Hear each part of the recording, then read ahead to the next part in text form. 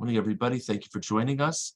This morning's learning is sponsored by Roberta and Cantor Elwin Redfern for Refuah Shlema for Pinchas Label, Ben Tov Apparel, and all the Cholim B'Yisrael, Refuah Nechama and Chizuk, and sponsored by Debbie and Mark Katz for Refuah Shlema for Mordechai Dov, Ben Naomi Chava.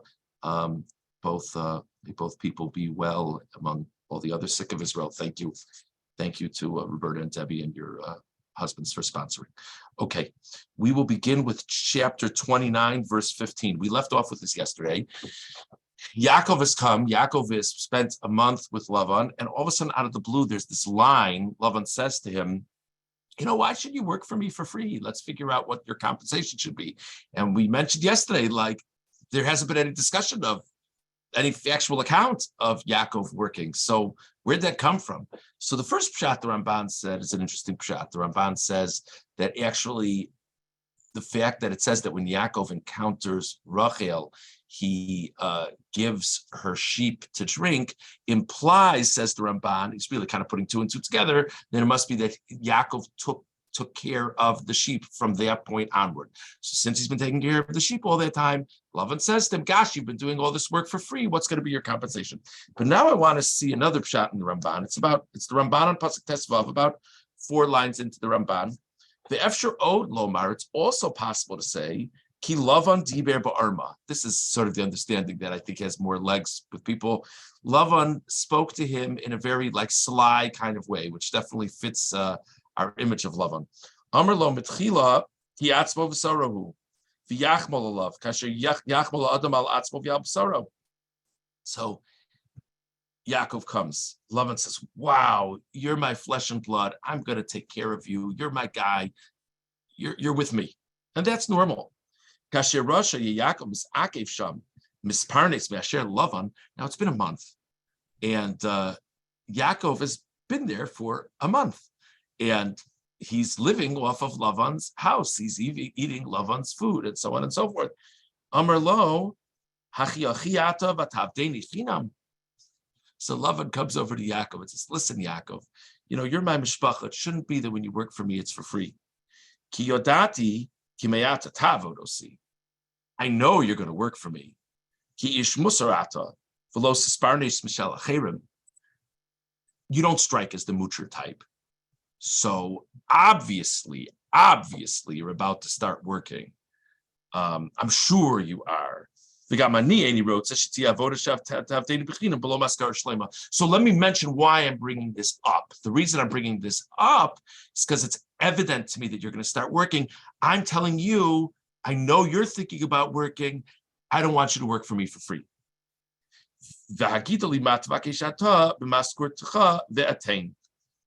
Tell me what you want as compensation. And by the way, I just want to say, there's nothing wrong with Lavan turning to Yaakov and saying, listen, it's time you start pulling your weight a little bit.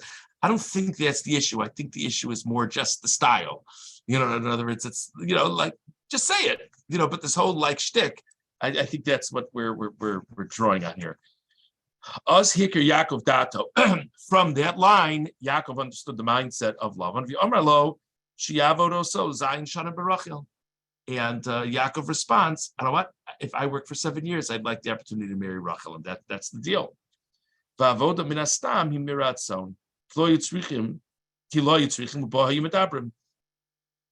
It's an interesting follow-up question. So, what did Yaakov do?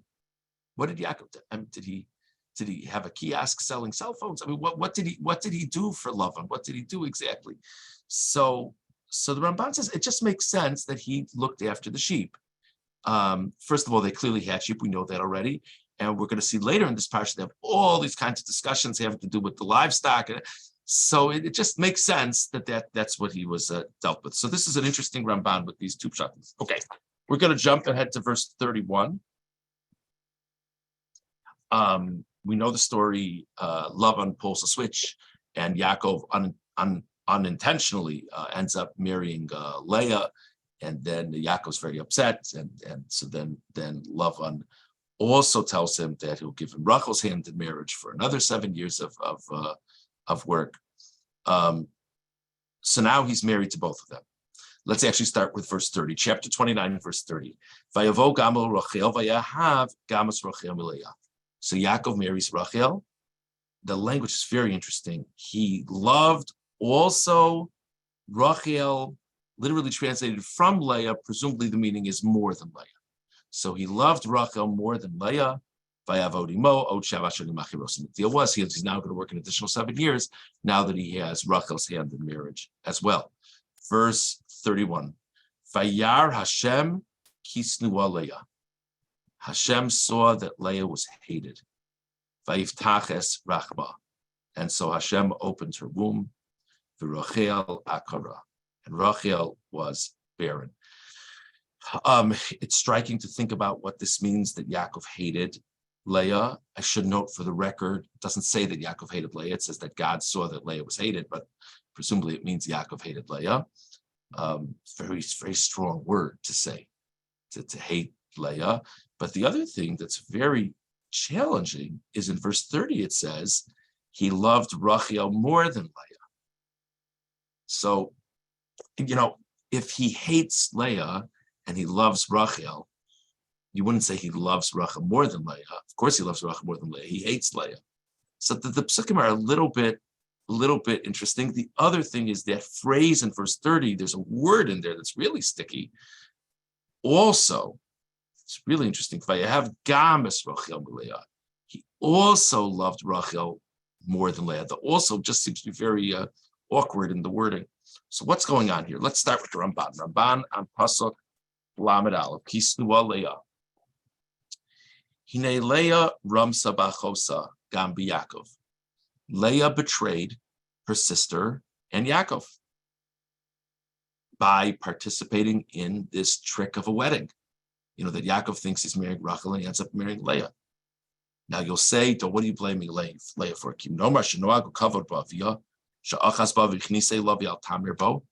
Maybe it's not Leah's fault.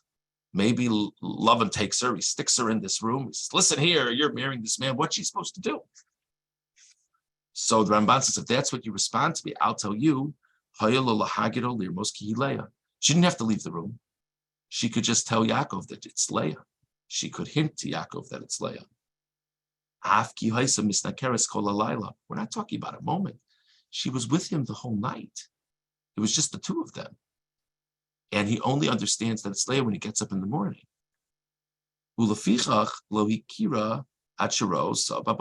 That's why the pasuk says that in the morning he realizes it's Leah, because she hadn't told him the whole night that it was Leah. V'lochein sana Yaakov. And therefore Yaakov hated her.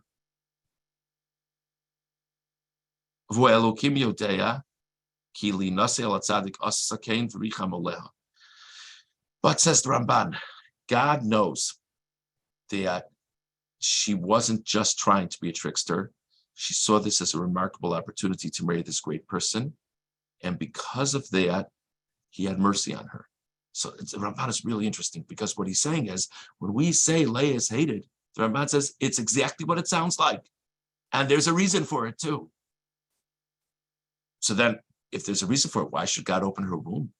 I mean, let her pay the consequences.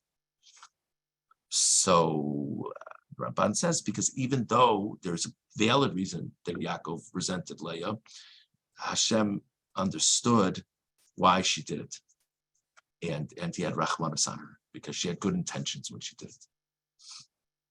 B'kach amru b'bereishis rabbah kivin shero Yaakov masim sheramsa Leah b'achosa nasan dato l'garsha. Medrash says that Yaakov was planning on divorcing Leah because of what she did. And now that God blessed her with children, so he says, I'm not going to, he said, this is my children's mother, I'm not going to divorce her. So this was the rachmanis. So it's not just how difficult it is to not have a child. It's that if she wouldn't have children soon, he probably would have divorced her. I just, for the record, that's not to say that if people should get divorced, they can't get divorced if they have children. But for whatever reason it is, this was Yaakov's thought process. So the Ramban is saying, according to this medrash, it says in the pasuk that Hashem saw that Leah was hated. Hashem saw it. What does it mean? I mean, if she's hated, she's hated. What does it mean Hashem saw it? So I think the Ramban is saying, according to this medrash, Hashem saw it means Hashem understood the possible repercussion of this whole thing. Hashem understood that she was on the verge of getting divorced. And that's why he blessed her with children now. That's what the Ramban says. The Yesh Omrim, there are those who say a totally different pshat. I have in my Chumash, the Radak who says this. Kishtayim nashim shoachas ahuva ma'od tikarei hashniya snua connect. A totally different pshat. The second pshat is hatred is a relative term here. It doesn't mean he hated her. It means in comparison to Rachel, she was hated. Kamosha Amar Vayahav Gamis Rachel Milayah. And that's what it implies from verse 30, that he loved Rachel more than Leah. So he says, so what it means in verse 31, that Hashem saw that Leah was hated, doesn't mean in absolute terms he hated her. It means he didn't have the same affection for her as he had for Rachel. Losha Sanav, Bosha, whatever. But of course, it was painful for her that she wasn't seen with the same affection as her sister. And God saw her affliction. Okay. So these are two pshatim from the Ramban. Let's go on now to the Sforno. Sforno on pasuk Lamed Aleph. Kisnua Leah. Shehikir ba achar kach simanei akara. Ka'amra vayivtachas rachma. V'chashav shebeshvil zeh hiskima lehatoso. The Sforno is a very novel pshat here. It says, why did Yaakov resent Leah? So the Ramban gave us a reason why Yaakov would resent Leah. But the Sforno says something else. He says, it says that God opened her womb. God opened her womb implies that it had been closed up until this point. Right? So Sforno says it became apparent to Yaakov that there were physical signs that she wasn't going to be able to have a child. And he began to wonder if maybe that's why she allowed this trick to occur. Because it would be difficult, because there were apparent signs, not just over time, but physical aspects of her physical nature would seem to indicate that she wasn't going to be able to have a child. And he said, wow, maybe that's why she agreed, because it was going to be hard to marry her in the normal way without tricking someone into marrying her. So therefore, he resented her very much. That's the Sforno's pshat.